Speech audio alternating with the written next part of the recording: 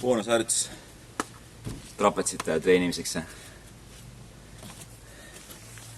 Raskusvestiga lähed tippbaari peale ehk siis rööbaspuude peale ja mitte sa ei hakka rööbaspuude surumist tegema, eks ju, mitte sellist liigutust, vaid sa hoiad käed paigal ja liigud niimoodi. Jälle seesama ideaalliigutus.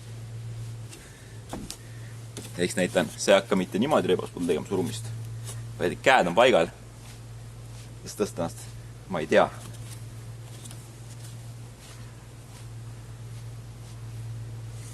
Näitan ette. Mul on siin raskusvöö, raskusvest. Ma ei tea, mis ma kogu aeg raskusvöö ütlen. Mul raskusvest on ümber. Peale. Käed jäävad sirgeks. Ja niimoodi.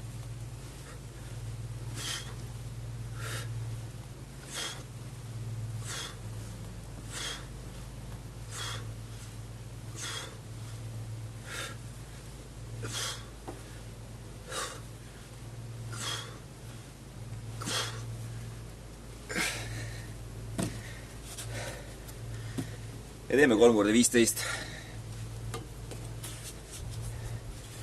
Kui jõuad, siis tee 4x15.